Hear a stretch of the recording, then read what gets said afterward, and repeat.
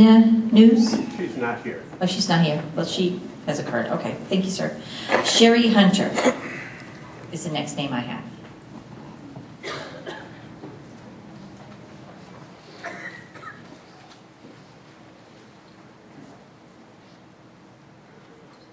Madam President, school board members, and Dr. Waddell. For the past 7 years, I have taught reading recovery at Killow High School, and the last 2 years, I have had the honor and privilege of teaching pre-AP English for the AVID program. Although many of my students are at opposite ends of the academic spectrum, all of them have benefited from a smaller learning environment. Because of our smaller setting, our students accomplish meaningful academic achievements, and they share this with us. We build a bond with these kids that I cannot explain to you until you walk in Killow High School, and you will experience the bond that we have with these kids. They are our children, and I'm a mother of 2, but I call these kids my kids.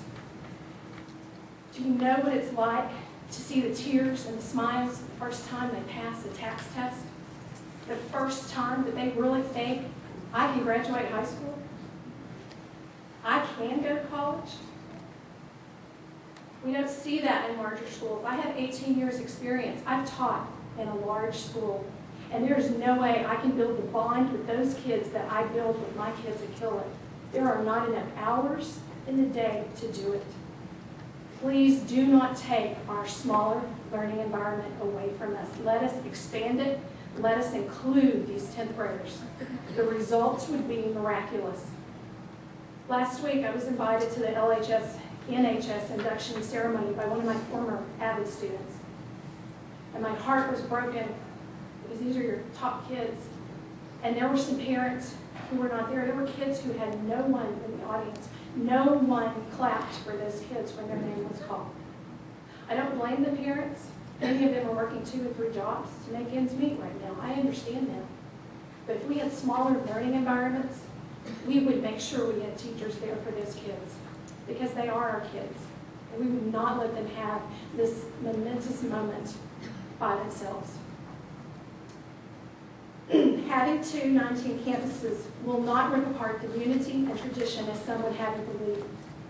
On the contrary, this unity and tradition are the roots that will connect the 3 buildings into one school. You have placed 3 superior principals in Mr. Plunkett, Mr. Burns, and Mrs. Flores in these buildings, and they will not fail you. They have not failed you in the past, and they will not fail you in the future. 3 campuses, but 1 school, provide the best opportunity for all students' success. Every student, I don't care if they're AP, a regular student, every student grows with a smaller environment. Every student. In 18 years of teaching, I have never seen a more innovative school district than LISD. Ma'am, I'm sorry. That's it. Thank you.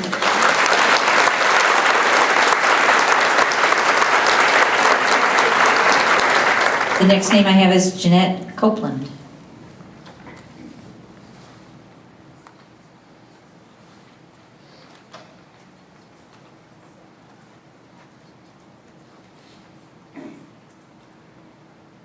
Madam President, school board members, and Dr. Waddell. My name is Jeanette Copeland, and I am in the middle of my 2nd year of teaching at Killow High School. My teaching experiences at Killow include English 1, pre-AP English 1, Read 180, and Tax Reading. I have had the pleasure of teaching students at all levels. I am fully in favor of the 9-10 campuses, and I would like to share one specific example of revelation. During the recent state assessments, I went into a classroom as a relief teacher for a 30-minute time period. One of my students, whom I will refer to as Sam, was in the classroom busily working.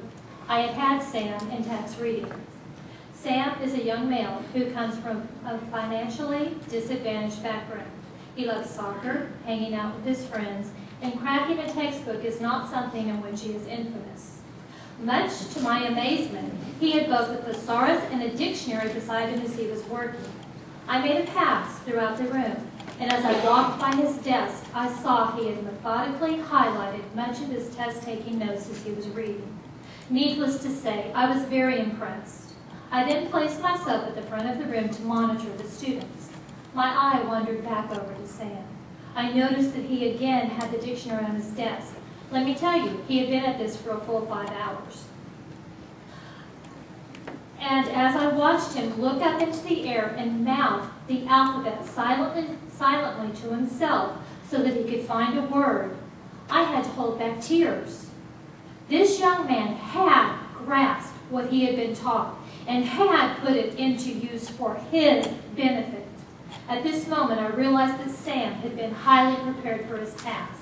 I also realized that this was not the time to nudge Sam out of the nest.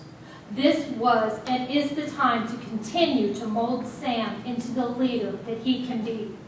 It was at this time that it fully hit me that a 910 campus is the very best option for all our students. We have taken the time to build these skills within our students, and they have taken the time to trust us enough to use those skills. Why in the world would we abandon them now? I truly believe that allowing them to become leaders amongst their younger peers will allow them to be more successful. They will be in a smaller learning community, and this will fit them perfectly. They need time to mature and to mentor their peers before moving into a larger environment. Ladies and gentlemen, I beseech you to allow all of our Sams the chance to shine as leaders at a 910 campus. By placing them into the position of reinforcing what they know to their peers, you will be setting them up for further success. The Sams of Kilo High School feel comfortable. Sorry. Thank you.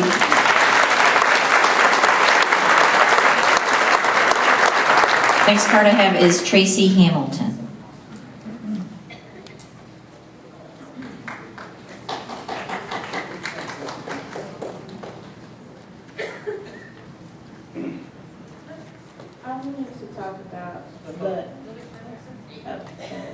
I wanted to talk about the athletics part of the 910 campus.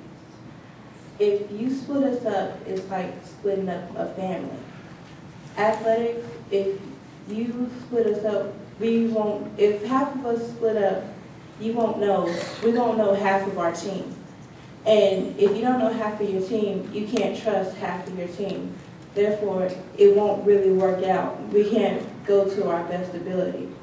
It's better to keep us together so we can interact and get to know each other and grow closer. And whenever we're on the court, we have that on the court. And we can trust, oh yeah, I trust her, I can pass the ball to her. Or I can pass it to her and she can spike it, I know her. But if you split us up, it's like, do I really know her?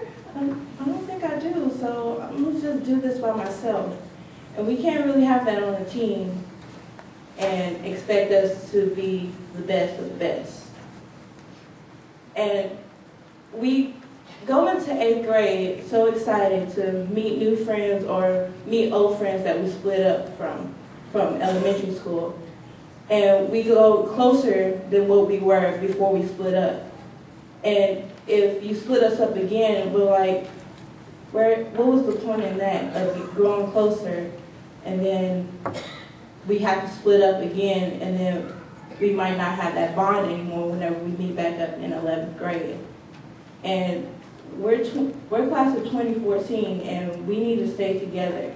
We don't need to be separated and expect us to be happy and be happy that, oh yeah, we're graduating with all our friends. No, we're graduating with people that we see in the hallways or we see on the street that we know go to our school, but we don't know them. We need to stay together. That's all I have to say. Thank you very much.